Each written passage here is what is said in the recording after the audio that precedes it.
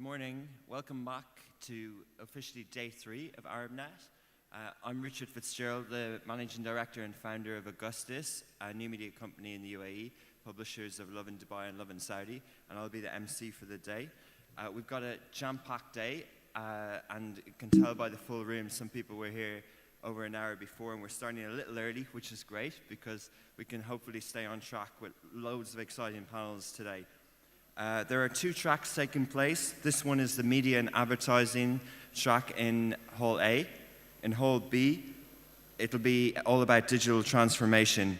Hopefully you'll stay here all day because we've got really exciting panelists, CEO series, Creative Combat Challenge, fireside chats with the likes of Facebook, Snapchat, Air Liban, Dunkin' Donuts, and loads of other esteemed thought leaders on panels throughout the day. I remind you to download the app. You'll find it in search with ArabNet Beirut 2018. You can use the hashtag ArabNet Beirut. And yeah, we've also got the winners of the Startup Challenge announced later today and the Ideathons, which took place here yesterday. So without further ado, I'm going to welcome the moderator to the first panel to the stage. The first panel will be Best Practices and Measuring ROI of Influencer Marketing. So how to work with influencers and how to get the most out of those campaigns. Please welcome Youmna and Naufal, a producer and host of YChat.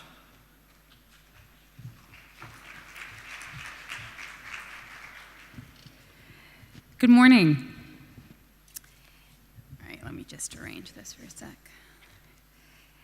So welcome to our session, Best Practices and Measuring the Return on Investments of Influencer Marketing. A report from Linqia called The State of Influencer Marketing 2017 found that 94% of marketers who used influencer marketing consider the channel to be effective. However, the Online Project's influencer report found that marketers do not effectively measure the return on investments of their influencers' campaigns, and that standards for working with influencers are not yet defined. When we talk about standards, we're talking compensation, rates, or types of campaign.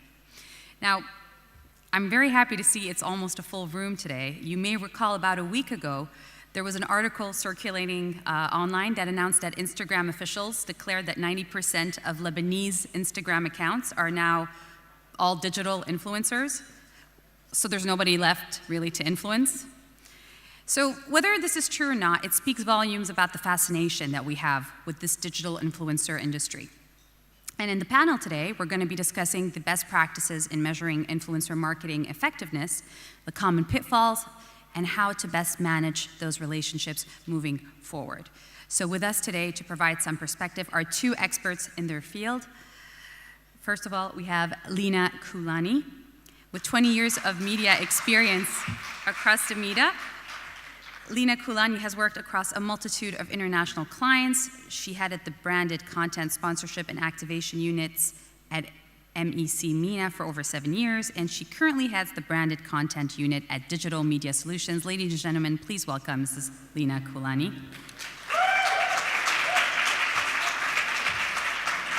I hope you'll show as much excitement for our next speaker, Abed, Agha, who is the founder and CEO of VineLab, the leading digital media company enabling brands to acquire and influence regional audiences through a multitude of influential figures.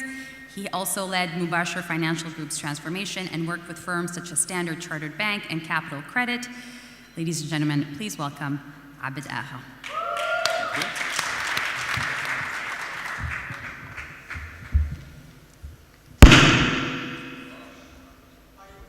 What was it?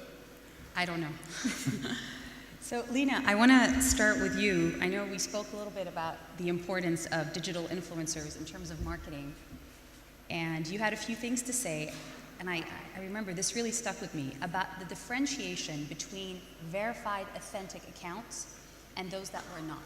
And so how do brands proceed with that? So there's systems that have been placed for influencers by social media distributors or channels or platforms where they actually say that, hey, this influencer is verified, he's authentic, he does have views, but there have been also where brands have asked, saying, for example, what is the methodology of the verification, which I think a lot of people, or a lot of, if I want to put it, every platform defines it very, very differently.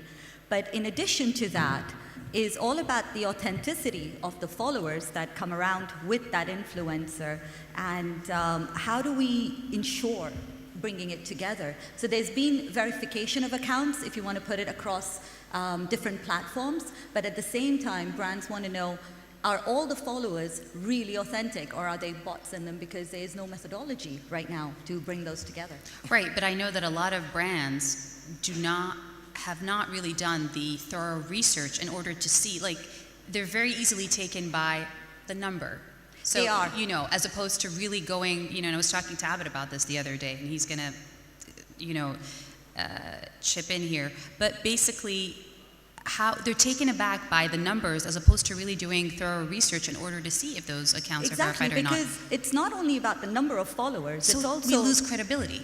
It's an influence at the end of the day. We started off this industry by followers, but it's beyond the followers. It's really comes down to the interactivity. It comes down to the content that they consume and how much time they spend with that influencer consuming their content.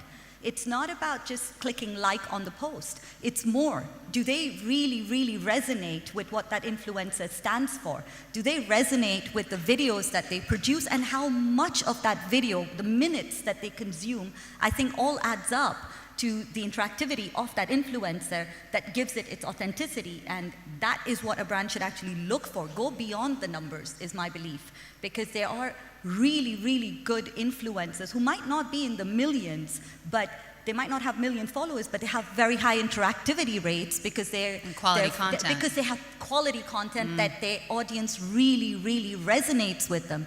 They send them questions, they send them, hey, can you help me with this? And they do. And I think that interactivity, that relationship, if I want to put it, that trust is what we need to determine out of it. I want to scale it back a little bit and ask Abed a question here. You know, there was an interesting report that found that unlike what people and branding could have thought, digital influencers are gaining more momentum with brands than actual celebrities, which, when you think about it, wouldn't seem like the right thing to do, except that a lot of brands are working with digital influencers. And I want to scale it back here to ask you, what do you think is the definition of an influencer? So I'll start off with the first part of the question.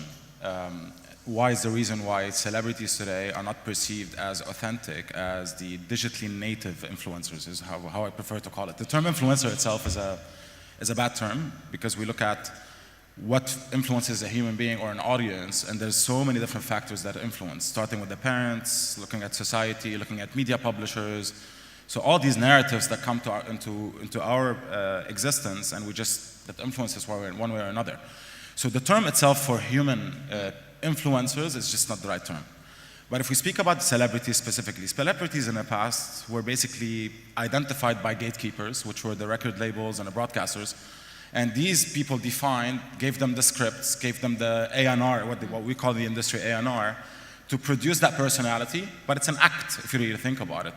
If you tell just any major celebrity, just go on TV and improvise, that's not something that they know how to do.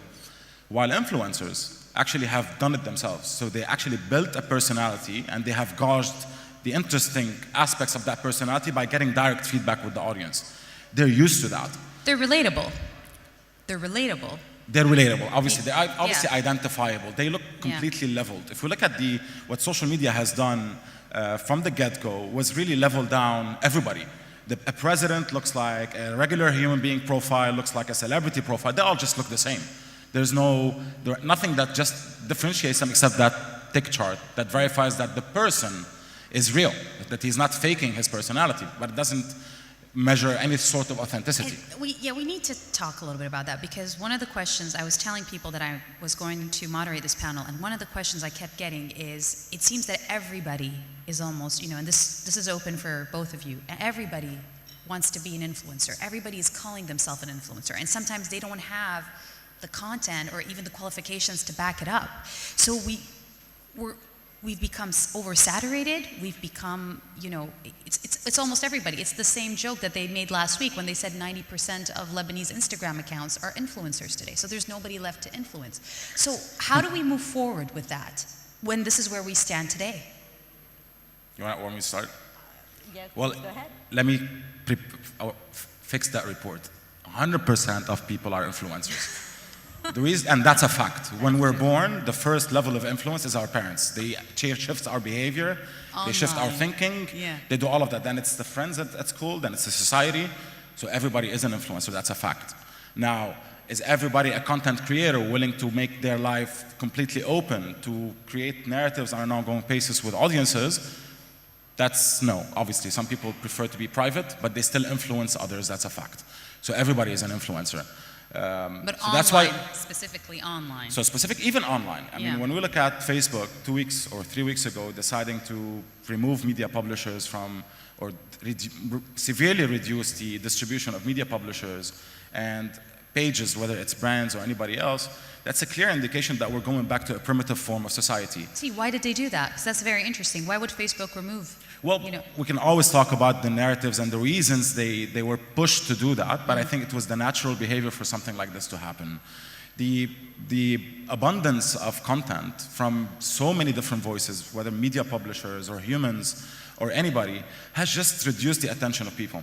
If we go back to the primitive form, whereby let's just start fresh, let's enable parents first to be the influencer, let's enable the natural growth of a society when it comes to influence, then a lot more interesting things would surface. That's my own basically view on this. And I like to give the example of, imagine a raw society that were born in a forest, right? There was nothing existent, and all of a sudden we saw a mirror after like 10 years or 15 years, that will produce a major shock. Okay? But this is the natural behavior. We're going to look at ourselves at a mirror and try to make ourselves look beautiful. That's why we see all sorts of men and women nowadays doing all sorts of beauty operations. But then later on, there's going to be a massive awakening. And I think we're going to start seeing that awakening. So, and how does that relate to influencers? If any influencer is not authentic and they're just directing a fake personality, the audience will kill them. They're probably not going to do it aggressively initially, but the more of unauthenticity happens, this will lead to quicker authenticity by other influencers. The beauty is nowadays, the gatekeepers are no longer there. Anybody can decide to go on a platform and become an influencer. So the supply is going to be always there. It can never be saturated. Because I want you to add, say what you want to add to that, and then we can move to return on investment. Just what you were saying, we started off with really, really authentic people coming together with a passion, trying to relate to others. I don't think they were even trying to relate to others, but we related to them. And this is how they started to somehow influence us, because it was something relatable. Mm-hmm. We blew that as an industry, as brands, and we over-commercialized it. And this is why you see anybody and everybody, right down to people leaving really good jobs to become influencers. But it became into a bandwagon of Me Too, if I want to really use that. It really became a bandwagon onto it. And today we are sitting there and we're all questioning it, because we all realize this bubble is going to burst. It is bursting. It is bursting. I think it's bursting at the seams. It is going to happen. And all of them, as he very clearly said, as if you are inauthentic, you will be spotted. Each one of us, if you remember correctly, as we were growing up, we have a passion. We have something that defines us. It could be art, it could be something as simple as photography, it could be sports, it could be anything. That defined you. You then clicked and actually related with somebody with you. And when somebody jumps into that and is inauthentically talking to you, you immediately know as a consumer. And that is why there will be a complete shift in this industry. It will get wiped out. All the authenticity and all the authentic people will still stand up, and from there we will end up building blocks to grow again. It's quite an optimistic view when you think about it, that everything, all the unauthentic views and all the unauthentic accounts are going to eventually... I still have faith in humans. subside. No, it's good that you do.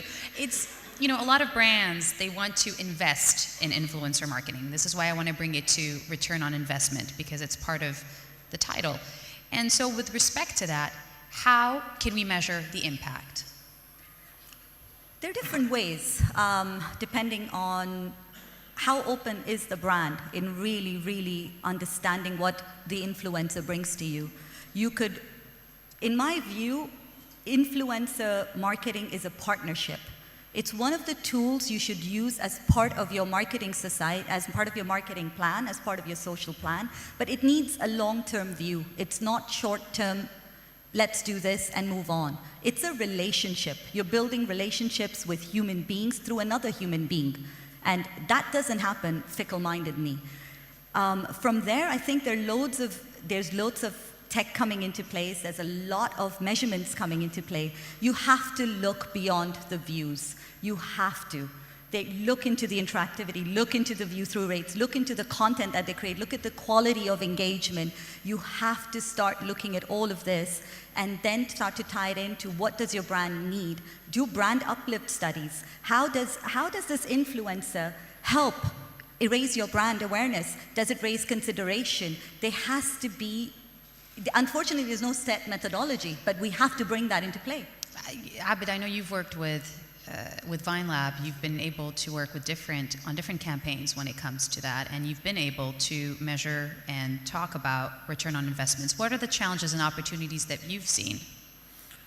Well, I think first, the audience would be very much interested if I spell out a formula that can give them exactly how to measure the influencer marketing. Okay, now that's what I'm going to do. But before that... Give us the juice. Huh? Give us the juice. And if we look at all influencers being the same, this is when we start getting confused, right? There are influencers, so I want us to first agree that this term should be complete, and this is a call to the industry that this term should be completely taken out, right? So there are content creators, people who actually act and pull an act on, and we know they're acting and they're entertaining us. That's one sort of influence. There's the other guy or the girl that basically goes to restaurants, advises us on specific dishes, and these are tastemakers, whether in fashion, whether in food, whether in anything else.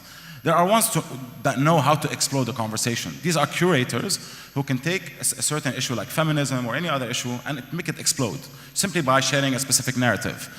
And there are the most important ones are the actual advocates. Those are who already use the brand, who are experts in their matter of expertise, and they're all vocal about it, and they have built influence around that. So they're not all as the same. However, brands can actually work with all sorts of types depending on the objectives. So getting close to the formula. So if we look at influencer marketing, and if we focus on the term marketing, we really have to look at the funnel, right? So we'll have to look at how customers convert from being first aware of the brand all the way to actual conversions. So awareness has its own metrics. Consideration has its own metrics, and conversion has its own metrics. To measure whether an influencer is giving you the proper awareness, then you have to measure it from a CPV perspective. There's no CPM. CPM is a dead measurement whatsoever. Just to say that a specific post got exposed, but we cannot identify whether the eye has seen it or not, as a measure, then it's not a measure of any sort of awareness. So actual views are a measure of awareness. When we look at consideration, if we, for example, we're producing a series with a specific influencer, if you have completed views or the level of views that our video is getting, is going to give you an indication of a consideration. And any sort of engagement with a post, whether it's a like, reaction, click, that's also an engagement that tells us the audience is actually considering. Conversion, pure and simple. If I have a link and if I direct into an e-commerce, then it's very simple. It's a cost per account, cost per acquisition. If you have that measure, and if you're doing your campaigning and you're measuring that funnel on an ongoing basis, it's very easy for you to determine from the get-go that your cost savings, depending on the brand, are getting close to 50% or 60% of your media budget. This is based on all of the campaigns that we've done last year, for example. We've done an extensive study on that, and that's how much media brands can actually save by going through humans. However, all the issues that Leena has mentioned from authenticity perspective, this is going to be disappearing. We know that for a fact, and I totally agree with her on this regard. I don't necessarily agree that it's a bubble that's going to burst, but it actually has to take a different form. To go back again to the primitive side, where all of us influence each other. So you're saying you don't agree with her in terms that the bubble's going to burst. However, can this influencer marketing type of model sustain itself moving forward? Well, the moment you tell brands in an age of a very tough economy that you can save 50% of your dollars to work with the humans, and I also agree on the fact that they have to, with specific influencers, build a very much long-term relationship for the relationship to be believable.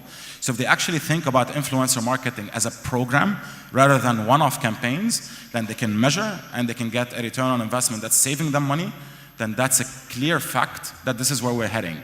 The news from Facebook was not a surprise for us. Okay, we actually expected that. So what was it going to take for that to happen? Like, what does it look like? More technology play. In the next few years. So more technology play. Data is in the hands of everybody. We have access as a company to every single influencer data in the market. Okay? So, and we didn't have to ask the permission for that. So we obviously know exactly who's actually is buying fake followers, who's not. So technology is making the business transparent. Now, that's something we discussed yesterday, and that's an idea from Leena. She mentioned that brands have to enforce that. Yeah. The more brands enforce that, as she rightfully said, the more we are obliged, and they are obliged, and everybody's obliged to do the right job. Leena, you want to add to that, please? So what I wanted to really, just two things to build on from Abed. It is really true that it comes from a brand, and it has to come from a brand. So I'll give you an example that will probably not scare you a bit, but kind of make you realize that if you do connect with somebody, you watch the content.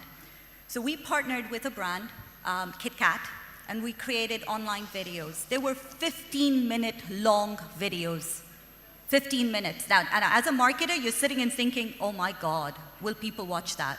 We had 7 to 9 minutes being consumed on average.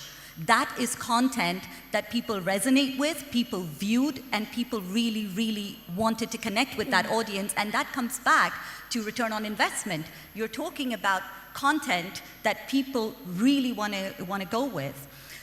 What made, this is interesting, because I think this is a question everybody would have. What was it specifically, if you can give us, that made people connect with because that? Because you were talking about a KitKat ad. Yes, so for example, KitKat is all about taking a break. It was all about taking a break differently, and they wanted to bring that to life with the Saudi, the Al Comedy Club.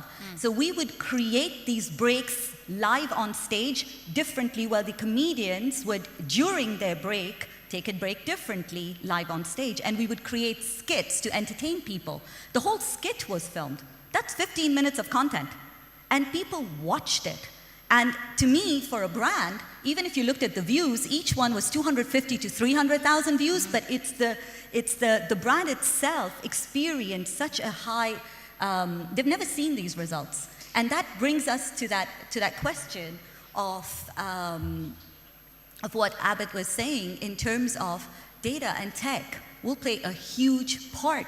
If brands today, you demand transparency from an influencer, from us as media suppliers, that has to be enforced. If you are buying fake followers, fake likes, fake views, it will come out. Okay, but how, specifically, when, with regards to what you've done at DMS, because I know he said it at VineLab, but he works on models, etc. How do you measure data and tech actually having an impact on this? So what we're trying to do, to start with, is the first thing we do is we analyze the influencers back end for the last 3 months, 6 months.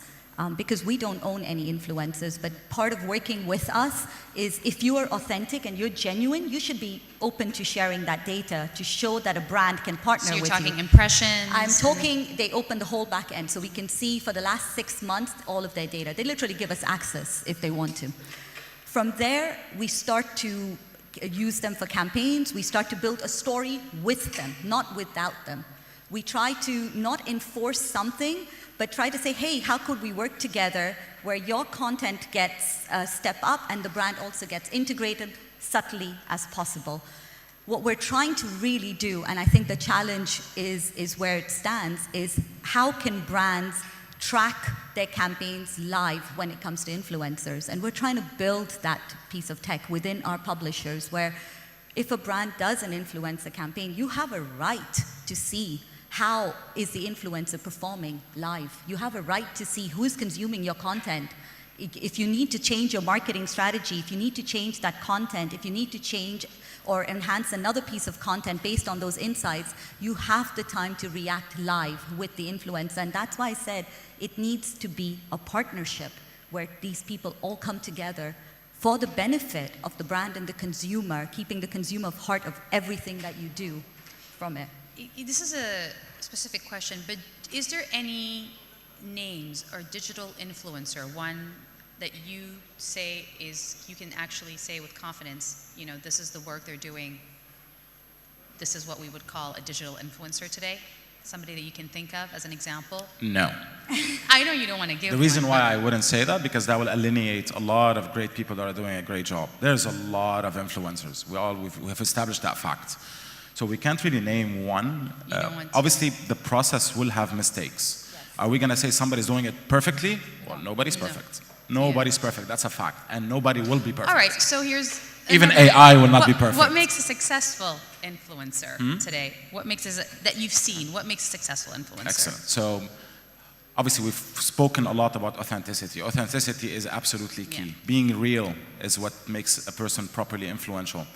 To mention a traditional view on this, if the influencer was able to establish a tribe around him, and he was able to really be the leader on that tribe, to push that tribe, make it grow bigger, and if he's doing that right job, that's the influencer who's doing it right.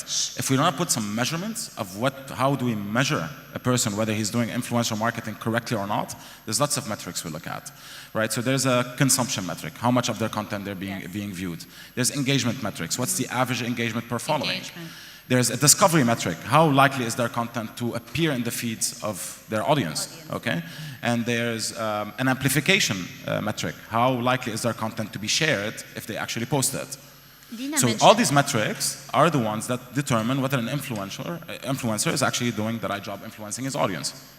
And by the way, when we say his audience, yes, it is a tribe, but not all of the tribe buys the same product. So it's super important to segment that audience. You know, I might be interested to work with an influencer, but I probably don't want all of his audience to engage with me. I want a specific segment in that audience to engage with me.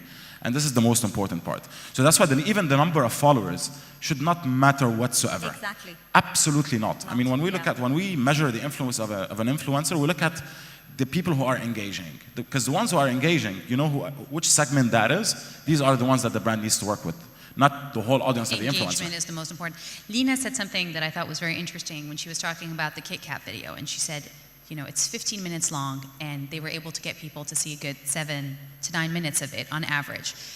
It seems that it's not so much ADD, but attention deficit online is very narrow. People see, and then they kind of move on very quickly. So for somebody who wants to keep influencing on a long-term basis, what would your recommendations be? So you notice that attention. I would honestly say be real, like Abed said. Like, you know, you have to. You as a human being are growing. It's. I'm going to give you an example that's one of my favorites. Do you all remember Harry Potter? And Harry Potter was written across different years. Mm-hmm. But a child who read the first Harry Potter grew with the books. And by the time he was a teenager or young adult, he was still reading Harry Potter because the book grew with him.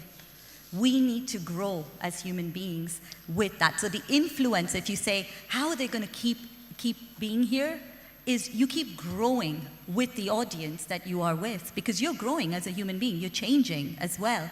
And if you're real about it, if you're authentic about it, it will grow, because growth is there. It's a very natural phenomenon, and we miss out on a lot of human elements when we're analyzing influencer marketing, really.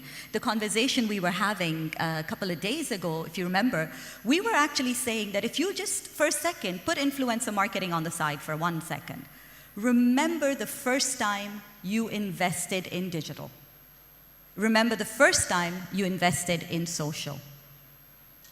It was all about being real to who you are as a brand. You realize that very fast, that if I was trying to be somebody I'm not, people don't like me digitally, people don't like me socially. And it's the same thing with influencers. Be real and grow. And I like it because I was talking with Abed the other day, and Abed said something that I thought was very interesting. He said, with the digital revolution, people are getting smarter quicker. Oh, yeah. And so they know. Yeah, so you can't lie to your audience whatsoever. Edward Bernays has said that in 1920. He said, the day propaganda will die, the day when people start getting intelligent, and this is when any campaign that's unsocial or is untrue, that will not go through. So people will be aware of that. The reason why is because now we can see. In the past, we couldn't see. We can only see a small circle. Now our eyes are widening. We have access to a lot of things. So we can literally, no government, no one can actually put a wall in front of us. We can access any sort of information, right? And that has a triple effect of getting people to learn much quicker and to grow much quicker. Now, the pace of learning, that's even applying on education. If we look at how people are learning today, the majority of my team in the company have learned online. They have not learned that at schools, right? So that's producing much more intelligent people much faster. I want to comment on a previous point you mentioned with regards to influencers and how they sustain their actual popularity. Go ahead. Okay. One thing that's very important, they cannot be so many things. They have to be a personality. You know, when we look at actors, for example, we've always associated specific identification models with them. We know this is the actor, this is his personality, this is what we know him of, this is why we love him. So the influencer cannot be so many things, right? And they cannot be all shiny and beautiful all the time. It's impossible because we're not shiny and beautiful all the time, right?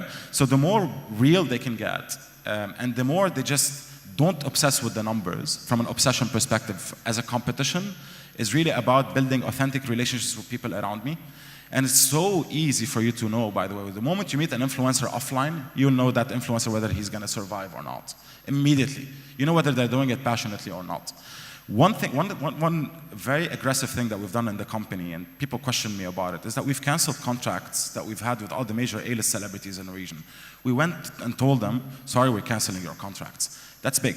But the reason why we did that is because we noticed they're not authentic. They're just not used to being authentic. They're used to just going on a screen and pulling an act. There was no way such individuals would remain influential over the course of the next few years. I can only name probably a couple of exceptions without naming them, who would actually probably sustain longer. But I really cannot mention any single artist or anybody from the region, music specifically, who's actually influential anymore. Do you want to get on Twitter and say good morning? Well, thank you, good morning. But then if you're not offering me any value, you're not telling me any story that can inspire me, then what's your use, right?